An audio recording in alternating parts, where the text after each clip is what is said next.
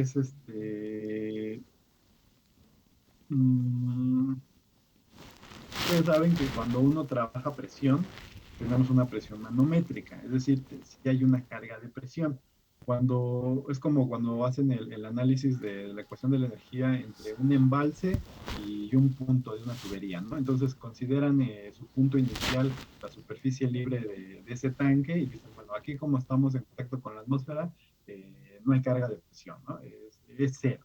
Entonces es algo similar a eso, ¿no? Entonces, como dice su compañero, pues para que el grado de reacción de un equipo, de una turbomáquina, valga cero, yo necesito que HP sea cero. Y eso solo se llega a cumplir cuando trabajamos a superficie libre, ¿no? Cuando estamos en contacto con la atmósfera. Entonces, pregunta para ustedes, ¿creen que haya bombas que tengan un grado de reacción igual a cero?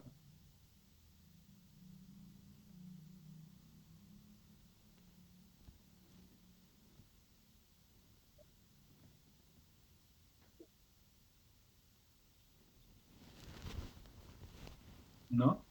¿Sí o no? No, ¿Por qué? Yo creo que no. sí, Sí, sí, ¿no? ¿Quién dice sí? ¿Quién dice no? yo digo que sí, porque están las Peyton, creo, si no me recuerdo, trabajan a velocidad, ¿no? Ah, pero la Pelton con turbina. Oh, Yo hablo de bombas. Pues no sería bombas porque la bomba es para impulsar, ¿no? Entonces, si no tiene reacción, pues no impulsa, no hace nada, ¿no? Solo sería un tubo más. Estoy de acuerdo. En el caso de las bombas, en el caso del grado de reacción para bombas, siempre debe de ser mayor a cero y menor a uno. ¿Sale? Es decir, no hay bombas que se le... A ver, cuando el grado de reacción es igual a cero, se le llama que el equipo es de acción. ¿Se acuerdan cuando veíamos la descripción de las turbomáquinas? Creo que lo tengo aquí. Cuando veíamos esto, cuando veíamos eh, aquí, cuando veíamos para el caso de turbinas que se clasifican dentro de las bombas, se clasifican como radial, axial y mixto, pero para las turbinas se utiliza de impulso o de reacción, que impulso también se le llama de acción, ¿sale? También se le llama aquí de acción. Entonces, básicamente, cuando el grado de reacción es igual a cero, significa que el equipo es de impulso o de acción. Cuando el grado de reacción es mayor a cero, pero menor a uno, se considera que eso o se clasifica como de reacción. Es decir, en el caso de las bombas, todas son de reacción, ¿sale? Eso es para el caso de las bombas, todas son de reacción. Y para el caso de las turbinas, hay turbinas de acción y hay turbinas de reacción. En el caso de esas turbinas de acción o de impulso, como dice el compañero, son las turbinas Pelton, ¿no? Y aquí viene en el texto, ¿no? Por ejemplo, aquí dice, ¿no? En el caso que HP sea igual a cero, que el grado de reacción sea igual a cero, la turbomáquina se denomina de acción o de impulso, ¿sale? Entonces aquí también se puede poner de impulso. Por ejemplo, la turbina Pelton, ¿no? Como bien dice aquí, no existen bombas de acción o de impulso, ¿no? O sea, todas trabajan a presión, todas el objetivo de ese tipo de turbomáquinas es que aumenten la presión dentro del sistema, ¿no? Entonces, no hay bombas de acción dentro de bombas, ¿ok? Entonces, eso es lo más importante de esto, que es el grado de reacción. Para el grado de reacción, bueno, tienes que hacer toda la parte de la álgebra para obtener estos dos valores, ¿no? La carga de presión, que si se dan cuenta básicamente es la diferencia entre la salida y la entrada de las componentes U y W, y la carga teórica que nos está brindando el impulsor, ¿sale? Que se puede determinar, ya vimos aquí, como de esta manera. Si se dan cuenta aquí, es la carga de presión más la carga de velocidad, ¿no? Básicamente es la ecuación sí, básicamente es un análisis de Bernoulli, ¿no? Presión menos carga de presión menos carga de velocidad, ¿no? O bueno, mejor dicho, más carga de velocidad, ¿no? Básicamente es la diferencia entre ellas, ¿no? Y aquí está inmerso Bernoulli, ¿no? Aquí está inmerso Bernoulli, aquí está Bernoulli, ¿no? Mm, yo creo que nada más, es la parte más destacable o que se puede retomar. Como les digo, todo lo demás es cómo se modifica el triángulo de velocidades. Por ejemplo, tenemos una bomba de flujo axial, o, si es del tipo radial, si es mixto, etcétera, ¿no? Y viene aquí, ¿no? Aquí viene el ejemplo, ¿no? Aquí vienen los ejemplos de cuando son, por ejemplo, cuando el ángulo alfa es igual a 90 grados, que corresponde a una bomba de flujo radial, que básicamente solo tiene la componente radial, por eso es que el ángulo de entrada aquí no es de este tipo, porque como es una bomba de tipo radial, solo tenemos esa componente, ¿no? Es decir, no se puede descomponer, esta C no se puede descomponer en otras, ¿no? Entonces viene aquí cuál es la implicación cuando tenemos un impulsor radial, axial o mixto, ¿no? Es, es muy sencillo, ¿no? Básicamente les digo que no tiene mucho caso. Para las personas que realmente tiene caso esto, es para aquellos que diseñan impulsores, ¿no? O para la gente que realmente hace la configuración total, ¿no? De qué abertura, qué ángulo, qué espesor, todo eso, ¿no? Digamos, es para los que fabrican bombas. Para ellos es más importante esta parte. Para nosotros no tanto, pero para nosotros es importante porque por ejemplo, lo que llamamos el cebado de la bomba, es algo que se debe de evitar básicamente cuando necesitamos purgarla, cuando necesitamos sacarle el aire de aquí. Te viene aquí cuál es la relación que debes de considerar en tu instalación, ¿no? Es decir, cuál es la carga mínima que puede haber justo en el tanque de succión, ¿no? Entonces, es un análisis así bien sencillito y bueno, ¿no? Esta es la parte que realmente me interesa, ¿no?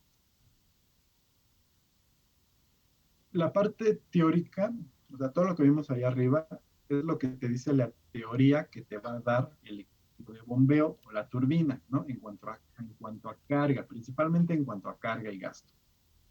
Pero la realidad es que no ocurre de esa manera, ¿no? Hay mucha pérdida de energía entre todo el procedimiento que se da, entre todo eso, todo lo que ocurre al interior de una máquina hidráulica. Hay rozamiento entre las partes que se encuentran girando, las líneas de corriente. La teoría te dice que tú analices todo, como que las partículas, déjame regresar arriba, quiero ver tú analices todo, como que las líneas, como que las partículas entran en este punto y que la línea de corriente sigue esta trayectoria, así, ¿no? Digamos, pegadita al ave, ¿no? Y que las que están intermedias igual tienen ese mismo efecto, ¿no? Que siguen esta misma trayectoria. Como si tuviéramos muchos álabes, ¿no? Que es lo que llaman la teoría de los álabes infinitos, ¿no? Como si tuviéramos muchos álabes pegaditos entre sí que conducen las líneas de corriente en ese sentido, ¿no? Con esta forma bonita. Sin embargo, dentro del impulsor, pues de manera teórica lo vemos así, pero en la realidad no ocurre así, ¿no? Dentro, pues el efecto, este triángulo lo vemos en un plano, sin embargo el triángulo de velocidades pues no es plano, ¿no? Sino es tridimensional. Allá adentro ocurren o sea, se genera un campo vectorial de velocidades tridimensional, ¿no? O sea, el efecto es puramente tridimensional, lo que ocurre acá adentro pues es tridimensional. Entonces, además de eso, pues hay rozamiento se crea rozamiento entre las partículas o entre las líneas de corriente o el fluido con las partes mecánicas. Empiezan a chocar entre sí, se genera mucho efecto de turbulencia acá adentro, lo cual afecta en que la carga teórica que nosotros calculamos, pues que realmente no es lo que nos está dando la bomba, ¿no? Entonces, la diferencia entre lo que ocurre y lo que realmente ocurre, ¿no? La parte real, la parte teórica, pues se corrige a través de coeficientes de eficiencia. Ahí es donde entra esta parte, ¿no? Mm, para ello se describen estos coeficientes para tomar en cuenta eso que de manera teórica no se considera, o sea, lo que en la realidad pasa, y se define la eficiencia mecánica del equipo, la eficiencia hidráulica, la eficiencia volumétrica y la eficiencia de la bomba, la eficiencia total, ¿no? Entonces, para ello, si se dan cuenta, aquí es donde queda inmiscuido esta PU, este es el índice U, aquí, en este caso QI, PU, HU y QI es la parte teórica que nosotros obtenemos con el triángulo de velocidades. Pero en la realidad uno ya cuando mide, o sea, una cosa es calcularlo, decir, bueno, el equipo de bombeo, la turbina me va a dar esto, me va a brindar esto, va a trabajar bajo estas características. Y otra cosa es ya cuando está construido el equipo, cuando ya empezamos a hacer pruebas, cuando medimos si realmente nos está dando esas cargas, pues nos damos cuenta que no nos está dando pues, ni las cargas, ni los gastos, ni las potencias, ¿no? Se trabaja con valores diferentes. Entonces, para ello se obtienen este valor de eficiencias. Así es como corregimos, digamos, esas pérdidas, ¿no? Como les digo, se pierde por muchas veces hay fugas dentro de los equipos de bombeo y hubiera estado padre que hubieran ido al laboratorio, porque en el laboratorio se ve las bombas que tenemos ahí ya son bastante viejitas. Esas fotos que vimos anteriormente, estas de aquí están. Estas bombas que tenemos aquí en el laboratorio, muchas de ellas ya tienen por aquí fisuras, ¿no? Se les empiezan a tener goteras, ¿no? Como les digo, estos tubitos que estaban incorporados para medir las cargas de presiones, se dan cuenta que hay como una manchita de agua, ¿no? Entonces hay fugas de agua. Entonces la continuidad, pues digamos que no se cumple al 100%, ¿no? Porque el gasto que entra, pues no es el mismo que sale, ¿no? Hay pérdidas. Y cuando está funcionando el equipo, también por aquí, por estas bridas, aquí por estas bridas que unen a la voluta, también por ahí hay fugas, ¿no? Esta foto se ve muy bonita, pero en realidad el equipo de bombeo, los equipos de bombeo de la facultad, la mayoría tienen fugas, ¿no? Entonces, eso se da principalmente por el uso que se les ha dado a los equipos. Sin embargo, de todos modos, muchas veces pues tienden a eso, ¿no? Tienden a tener fugas, a ver desgaste de los medios, y todo eso se corrige pues, a través de estos valores, ¿no? De las eficiencias. Entonces, aquí vienen las relaciones, te dice, bueno, debes de considerar, por ejemplo, para la eficiencia mecánica, bueno, consideras la potencia que te brinda el impulsor, entre la potencia mecánica, que digamos que es la que ya calculas, ¿no? O la que puedes medir, mejor dicho. La que puedes calcular a través de las mediciones, ¿no? Viene la eficiencia hidráulica, que también te dice, ¿no? ¿Cómo calculas la eficiencia hidráulica? Bueno, este es el valor teórico, este HU de acá es el valor teórico, es lo que la teoría general de las turbomáquinas, la ecuación de Euler te dice que te va a dar, y esto es lo que realmente te da cuando tú ya estás en el laboratorio y cuando tú ya mides, ¿no? Cuando esto, pues, ¿cómo se obtiene? Pues básicamente se hace ecuación de la energía, debes de medir velocidad y debes de medir presión, obtienes lo que ya te está dando el equipo cuando está construido, ya sea según, por lo regular, pues es un modelo y luego pasamos al prototipo. Y bueno, ¿no? Así es como estos coeficientes te ayudan a corregir, ¿no? Lo que realmente está dando el equipo de bombeo. Entonces, ¿cómo se calcula? Bueno, esto pues ya lo sabemos, esto lo vimos al inicio del curso, por eso les decía que lo vuelvo a ver una y otra vez, cómo calcular la potencia hidráulica, la potencia mecánica, la eficiencia volumétrica. Aquí vienen las relaciones, aquí se los doy. Aquí de nueva cuenta viene la eficiencia global del conjunto motor-bomba, cosa que ya vimos anteriormente. Aquí vienen otra vez de nueva cuenta esas relaciones, que bueno, ¿no? Ya no me voy a detener tanto. Y después vienen otros ejemplos donde otra vez te piden trabajar con los triángulos de velocidades, que dicen, bueno, ahora calcúlame otra vez lo que ya habías calculado antes, pero ahora dime qué es lo que realmente me está dando, ¿no? Ahora te pide cuál es la carga real, la potencia hidráulica, la potencia mecánica, considerando eficiencias, ¿no? Y te dan los valores de eficiencias.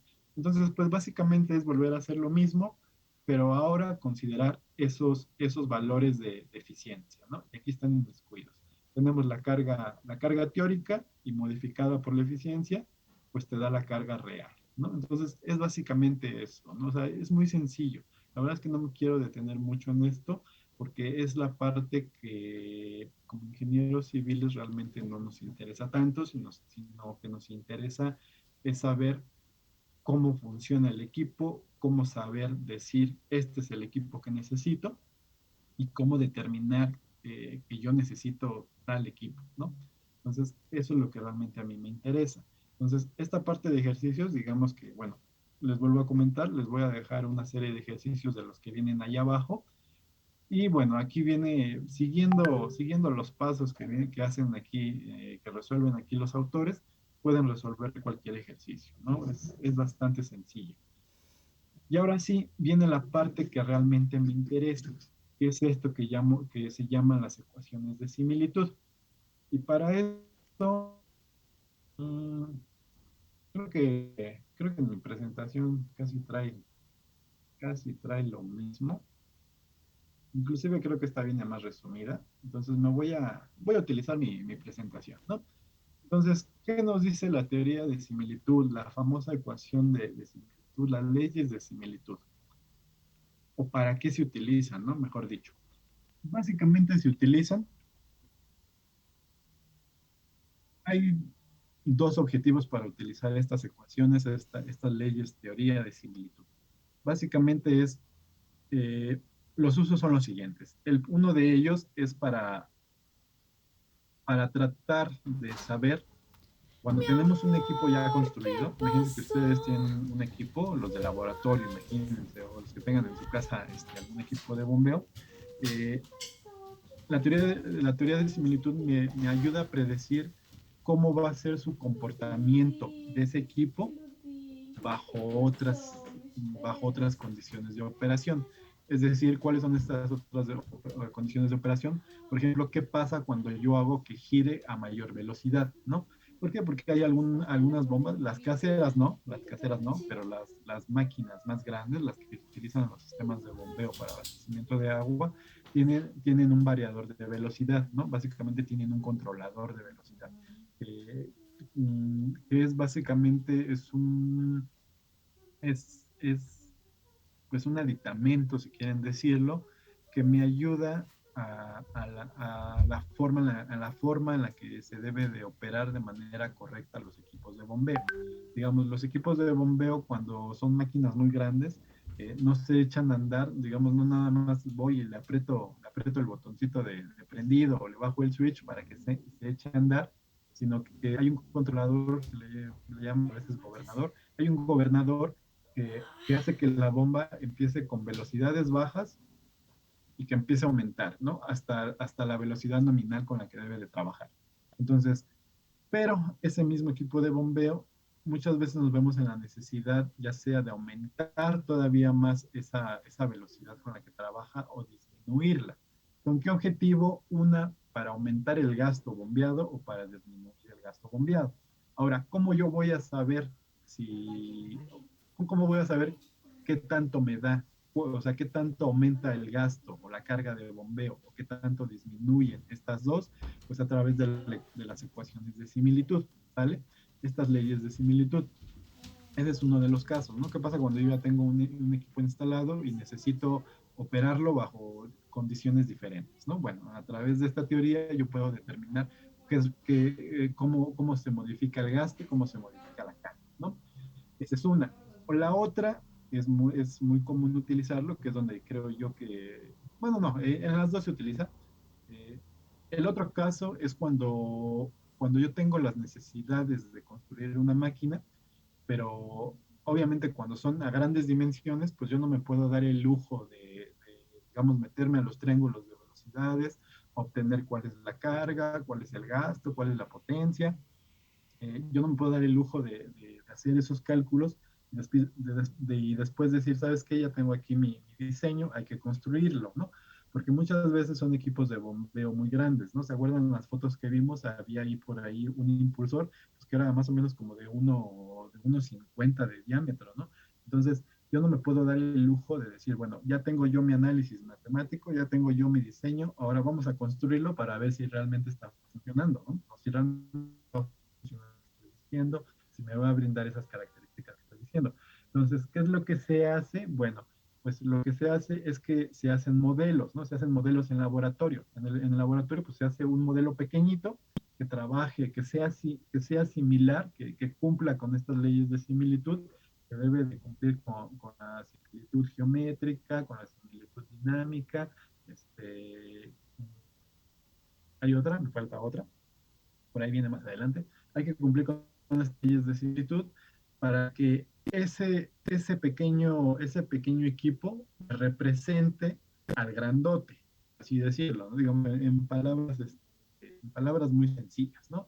Entonces, ¿qué es lo que hago? Bueno, yo construyo en el laboratorio algo pequeño, trabajo con él, le hago pruebas, aumento su velocidad, la disminuyo, veo si le cambio, pues básicamente si le pongo una válvula antes o después, si controlo el gasto, si lo disminuyo, digamos, hago las pruebas necesarias para conocer cuál es su comportamiento, deduzco cuáles son las curvas de operación, las curvas, pues sí, las curvas de operación, o mejor dicho, las curvas características de ese equipo, y una vez que yo ya tengo, o digamos que ya conozco al 100% cómo va a trabajar ese pequeño equipo, construyo ahora sí el prototipo, ¿no? Y entonces yo me encargo ahora de asegurarme que se construya, que se cumplan las leyes de similitud, las leyes de similitud, ya sea dinámica y geométrica, y por ahí hay otra que se me olvida, no me acuerdo cuál es, que se cumplan, que se sigan manteniendo esas leyes para que ahora que yo construyo el equipo más grande, que me va a dar las características que realmente yo necesito, eh, pues digamos, que de manera satisfactoria, ¿no? No sé si me explico. Entonces, bueno, de nueva cuenta, hay dos funciones o hay dos utilizaciones de esto que llamamos la teoría de similitud o las ecuaciones de similitud, leyes de similitud, ¿no? Una es vuelvo a hacer el resumen, una para saber cómo funciona un equipo bajo diferentes condiciones, ya construido un modelo grande, qué pasa si yo modifico sus condiciones de operación, y la otra pues es para hacer pruebas principalmente entre modelos de laboratorio y después pasarlos a modelos de equipo. ¿No? Estos modelos de prototipo, que bueno, son los que finalmente salen a la venta, son los que salen a comercialización, y bueno, ¿no? Eso es lo que hago. Ahora, ¿de qué va esa teoría de similitud? Bueno, la teoría de similitud mmm, ocupa, ocupa de nueva cuenta lo que veíamos de las ecuaciones de Euler, eso de impulso y cantidad de movimiento, toda esta parte teórica vuelve a utilizar estas mismas ecuaciones, por eso es que les digo que a lo mejor esa es la parte que nos importa a nosotros, para determinar una serie de relaciones que nos van a permitir saber cómo modificar el comportamiento de los equipos, ¿no? Entonces, ¿qué pasa, por ejemplo, para el caso de una bomba? Entonces, para el caso de bombas, como tenemos aquí, tenemos el caso, ¿no? Este es el caso en el que las bombas son geométricamente semejantes, que es lo que les digo, debe de cumplir con una ley de geometría, dinámica, y se me olvida la otra, creo que viene, es esta, similitud geométrica, similitud cinemática y similitud dinámica, ¿no? La similitud geométrica pues tiene que ver con la geometría del equipo, digamos eso cuando trabajamos escalas sin dibujo, básicamente la similitud cinemática tiene que ver con las velocidades, la dinámica tiene que ver con las fuerzas, entonces se deben de cumplir estos tres factores, ¿vale? Entonces, bueno, cumpliendo estos tres factores, se determinan para el caso de bombas y turbinas una serie de relaciones que me van a permitir conocer cuál es el comportamiento que yo tengo, cuáles son las ecuaciones utilizadas para determinar el comportamiento de una bomba o turbina según las necesidades, ¿no? Entonces vienen los dos casos, ¿no? En la presentación viene este caso, ¿no? ¿Qué pasa cuando son geométricamente semejantes? En el caso de las bombas, básicamente, tanto en bombas como turbinas, la geometría se cumple de manera muy sencilla. Eso no hay que meterle mucho detalle. Donde sí hay que meterle más detalle es en determinar el comportamiento, digamos, cinemático y dinámico, ¿no? Pero eso lo vamos a ver ahorita. Entonces, ¿cuál es el caso que tenemos aquí planteado? Bueno, ¿qué pasa cuando yo necesito un prototipo con un diámetro que son muy grandes y cuando trabajan a una velocidad diferente? Aquí es donde se tiene que modificar también la velocidad de rotación. Básicamente, si este equipo grande que tiene un diámetro, imagínense que tiene un diámetro de 1.5 metros, que trabaja con una velocidad nominal de 900 revoluciones por minuto.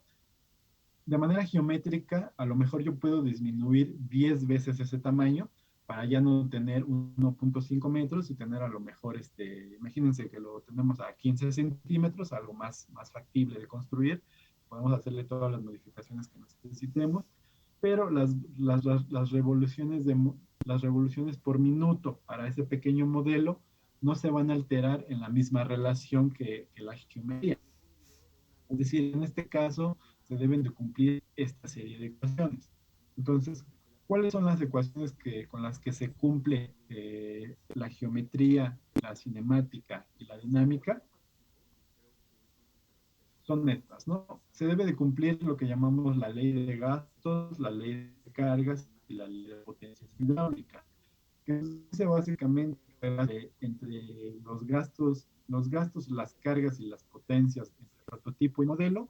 En el caso de la ley de gastos es proporcional a la relación de las velocidades nominales multiplicado por la relación de diámetros elevado al cubo. En el caso de la ley de cargas, la relación de cargas es proporcional a la relación de velocidades nominales al cuadrado multiplicado por la relación de diámetros al cuadrado. Y para la relación de potencias, es proporcional a la velocidad nominal al cubo por el diámetro, por la relación de diámetros a la quinta. Y no sé si ustedes, pero en mi casa está sonando la alarma sísmica.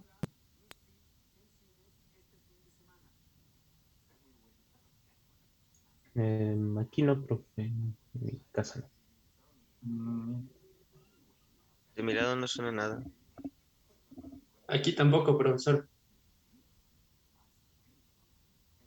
yo creo que fue un error de por aquí. Yo creo que fue un error, porque como que sonó y ya se cayó luego. Asusta, están dando en eso. La mayoría de las personas entra en pánico.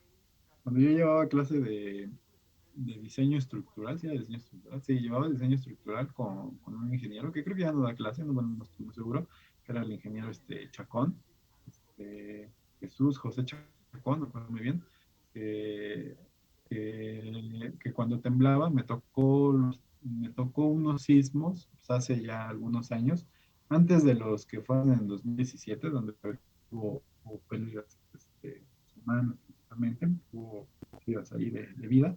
Eh, unos años atrás, yo creo que estaban en la prepa, tembló en la prepa o inclusive antes, tembló, yo estaba en la universidad, me acuerdo que estaba en la biblioteca y nos desalojaron, ¿no? Y me acuerdo que en ese tiempo, justo estábamos, en esa semana empezábamos a ver la pismos, ¿no? Para el estructural.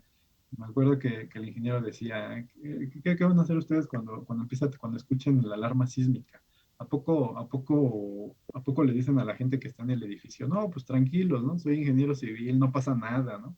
Dicen, no, al contrario, son los primeros que salen corriendo, ¿no?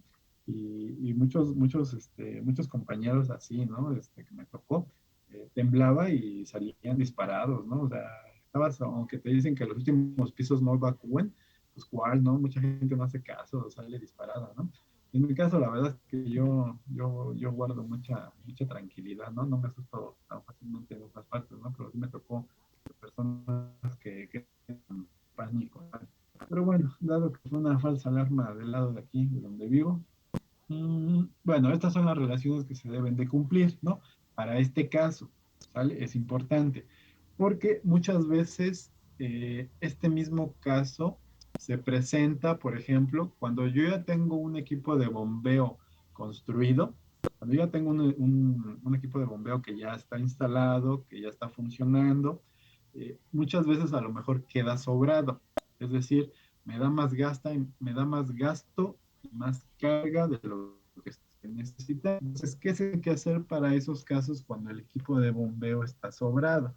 Bueno, pues me veo en la necesidad, y tengo que analizarlo para ver si es factible o no, de decirle al fabricante que me haga lo que llamamos un recorte de impulsor, ¿sale? ¿Qué es el recorte de impulsor? Pues básicamente abren, desarman la bomba, al diámetro original lo meten, digamos, como, pues, imagínense que lo meten como un torno para reducir el diámetro unos cuantos centímetros, inclusive, no pasa de los centímetros. Hacen un recorte, lo hacen un poquito más pequeño y con eso es suficiente para que el equipo de bombeo se ajuste a lo mejor a las necesidades que sí tengo yo en mi sistema y que no esté sobrado el equipo de bombeo. Porque si mi equipo de bombeo está sobrado, repercute en la parte económica. ¿Por qué repercute en la parte económica? Una, porque si el equipo de bombeo me está dando una carga más grande una carga de bombeo más grande de la que realmente yo estoy necesitando, eso se traduce, esa carga, acuérdense que podemos obtener la carga hidráulica, que para poder obtener la potencia hidráulica, la potencia mecánica, la potencia eléctrica, y ahí es con donde se ve afectado en la parte económica, ¿no? Digamos, si mi equipo de bombeo está sobrado, va a significar que consumo más energía, ¿no? Entonces, pues es más costo. Entonces, muchas veces es, bueno, a ver, a lo mejor está muy sobrado mi equipo de bombeo, no elegí bien el equipo de bombeo, pues yo operador le pido al fabricante que me haga ese recorte de impulsor. Entonces, se modifica bien poquito, o sea, les digo, es cuestión de centímetros, ¿no? O sea, no podemos tampoco decirle, ¿sabes qué? Necesito yo una bomba más pequeña, córtale el diámetro a la mitad. Pues no, ya hay, digamos, un límite para hacer ese recorte de impulsor, que están recomendaciones de diseño.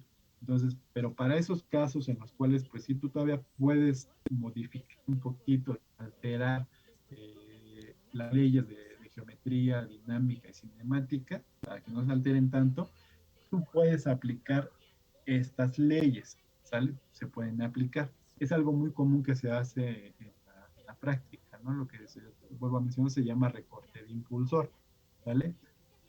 Del lado contrario, no hay ampliación de impulsor, ¿eh? Una vez que uno recorta el impulsor, ahí quedó. No puedo volver a hacer que se vuelva a hacer, no sé, no pueden llegar otra vez a soldar un pedacito para que otra vez quede más grande. No, una vez que uno recorta el impulsor, olvídalo, ya, ahí quedó, ¿no? Y de nueva cuenta, hay un límite, no se trata nada más de recortar el impulsor por recortar. Entonces, ese es el primer caso, ¿no? Ahora, ¿qué pasa para el segundo caso? Cuando yo tengo el mismo equipo de bombeo la misma turbina, ¿qué pasa cuando yo tengo este mismo equipo, pero ahora lo que necesito es que trabaje bajo condiciones diferentes? Que esa condición diferente, pues prácticamente es alterando la velocidad de rotación. Entonces, cuando se mantiene el diámetro, pero debe de trabajar a velocidades diferentes, se deben de cumplir estas mismas tres leyes, ¿no? La ley de gastos, la ley de cargas y la ley de potencia, ¿no? Que pues se reduce de manera muy sencilla, ¿no? ¿Por qué? Porque como tenemos el mismo diámetro, es el mismo equipo, pero trabajando bajo condiciones diferentes, el diámetro es el mismo entonces la ley de gastos, si se dan cuenta, esto se hace la unidad, esto se hace la unidad, esto se hace la unidad, y básicamente queda así, ¿no? Que la relación de gastos es proporcional a la relación de velocidades, que la relación de cargas es proporcional a la relación de velocidades al cuadrado, y que la relación de potencias es proporcional al cubo de la relación de velocidades, ¿vale? De ahí es como tú tienes cómo se va a comportar ese equipo bajo velocidad diferente, ¿sale? Entonces, básicamente es despejar de estas ecuaciones, es despejar la variable que me interesa, ¿no? Por ejemplo, en esta, ¿qué es lo que me interesa? Bueno, yo conozco cuál es el gasto final y cuál es la carga final que me tiene que dar ese equipo, ¿sale? Digamos, esos son mis requerimientos, no hay de otra. Debo de conocer carga y gasto. Yo conozco carga y gasto, simplemente trabajo con estas ecuaciones. Muchas veces lo que se hace es que se deja en términos una de otra para conocer cuál es la carga final y cuál es la potencia final que me está dando el equipo y poder determinar, por ejemplo, cuál sería el diámetro ideal para trabajar, ¿no? En el caso de que digamos es cuando tenemos el mismo equipo de bombeo y queremos que trabaje a velocidades diferentes, pues simplemente yo ya conozco cuál es la velocidad final con la que, o la velocidad original con la que está trabajando, y simplemente modifico, yo voy a saber cuál es la velocidad a la cual necesito aumentar para que trabaje bajo otras condiciones, ¿no? Para que me dé nuevo carga, para que me dé nuevas cargas y nuevos gastos. Y bueno, y de manera indirecta, pues potencias, ¿no? Entonces es muy sencillo, ¿no? Esto lo vamos a utilizar más adelante. Ahorita nada más lo voy a dejar como aquí, ¿no? Estas son las ecuaciones. ¿Dónde vamos a utilizar esto? Vamos a utilizar principalmente, vamos a utilizar esto principalmente para el caso, sí, vamos a utilizar para el caso del proyecto. ¿Por qué? El caso del proyecto, en el proyecto que yo les voy a dejar, que es el que, digamos, le cambio algunas cosas a los proyectos, no siempre es el mismo, pero realmente la ideología sí es la misma, que básicamente es diseñar un sistema de bombas, ¿no? De elegir las bombas hasta de que la tubería que me satisface, que la tubería óptima, vamos a decirlo así. Entonces, esas ecuaciones las vamos a utilizar, ¿no? Entonces, lo vamos a pasar. ¿Qué pasa para el caso de turbinas? Bueno, para el caso de turbinas se modifican un poquito las ecuaciones, pero sin embargo, pues es lo mismo, ¿no? El mecanismo es el mismo. Para el caso de turbinas, se debe de cumplir la ley de velocidades de giro, la ley de gastos, la ley de potencia, que siguen el mismo comportamiento que el otro. En este caso, la relación de velocidades de giro es proporcional a la relación de cargas elevado a un medio por la relación de diámetros. La relación de gastos es igual a la relación de cargas elevada a un medio por la relación de gastos al cuadrado. Y finalmente, la ley de potencias, que es igual a la relación de cargas a la 3 medios por la relación de diámetros al cuadrado. ¿Vale? Y bien, ¿y qué pasa cuando yo modifico el diámetro o cuando yo tengo un modelo y un prototipo? Bueno, pues también hay una relación para las eficiencias. En este caso se recomienda usar la fórmula empírica de Moody, ¿no? Ese mismo que hizo ese famoso diagrama de Moody, donde se ven los coeficientes de fricción para diferentes tuberías, para diferentes rugosidades de tuberías. También él obtuvo eficiencias para que tú puedas determinar cuál es la nueva eficiencia con la que va a trabajar tu equipo, si le recortas el impulsor o si haces eso de un modelo y un prototipo, ¿no?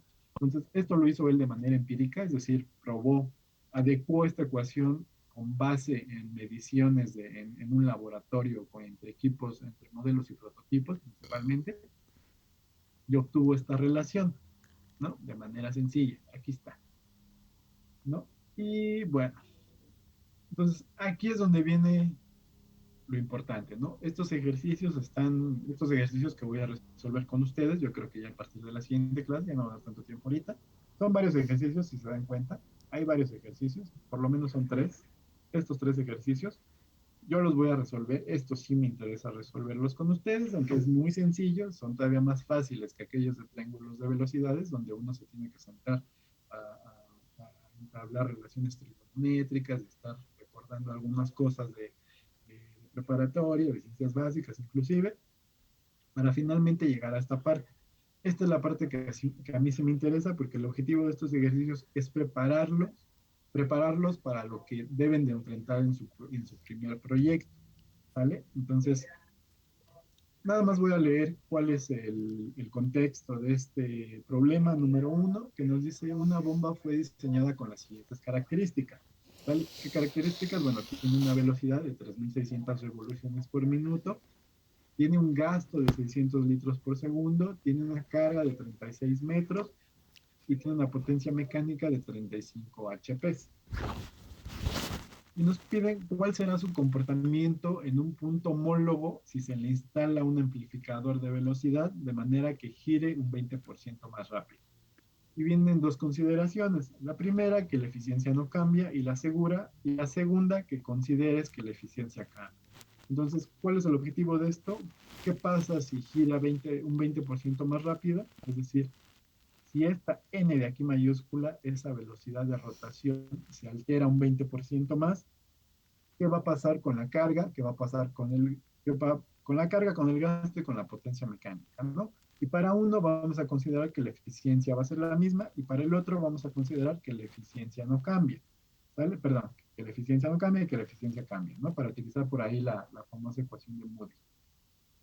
Entonces, ese es ejercicio. Viene otro ejercicio para una turbina. ¿Cuál es el contexto de este? Bueno, que tenemos una turbina pequeñita de 30 centímetros y finalmente va a tener un diámetro de 2 metros. Entonces, hay que ver cómo va a operar ese equipo. Y tenemos otra que es similar, que dice, bueno, se desea construir una bomba que me satisfaga estas necesidades, carga y gasto. Entonces, para eso, pues bueno, ¿qué es lo que se va a hacer? Se va a considerar un modelo, es decir, un modelo de laboratorio, aquí lo dice, se probará un modelo en el laboratorio, ¿no? Para ver cuál es su funcionamiento. Entonces, hay que determinar las características de ese pequeño modelo. Y así, ¿no? Y después, bueno, ya después seguimos hablando, veremos, finalmente vamos a ver lo que se llama velocidad específica, ¿no? Que esto es también algo que nos interesa mucho, ¿no? Esto sí tiene un fin práctico. Y pues bueno, si no hay alguna duda o pregunta, continuamos la siguiente clase. El día miércoles, estudien un poquito lo que viene en el libro de los maestros, de los ingenieros. Estudien un poquito la parte de triángulo de velocidades, ¿no? Vayan viendo cuál es el mecanismo con el cual se le da solución a este tipo de ejercicios, que es muy sencillo, la verdad, no hay problema, para que les deje una serie de ejercicios de la parte final, ¿no? Nada más para que practiquen un poquito, porque realmente no tiene mucho fin práctico para mí. Y bien, si no tienen alguna otra duda o pregunta, nos vemos la siguiente clase y continuamos con este curso, ¿de acuerdo? De acuerdo, profesor. Claro, profesor, muchas Profe, gracias. Hasta luego. Hasta luego, chicos. profe, una pregunta. No, ¿Cree que nos podemos quedar tantito al final? Quería comentarle algo. ok, sí. Gracias.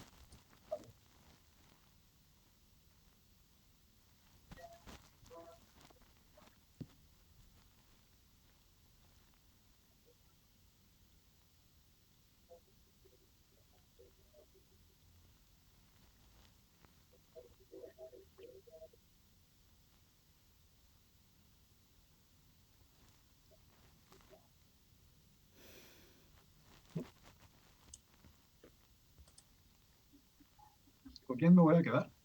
Con Eric. Entonces deja, corro a los demás.